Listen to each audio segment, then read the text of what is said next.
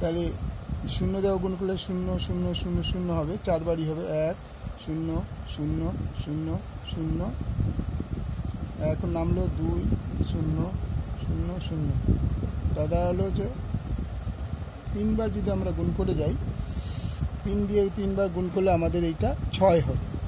তো দেখো 1 2 3 4 5 6, তার মানে এটা হচ্ছে log 0.01 টু দি পাওয়ার 0.013।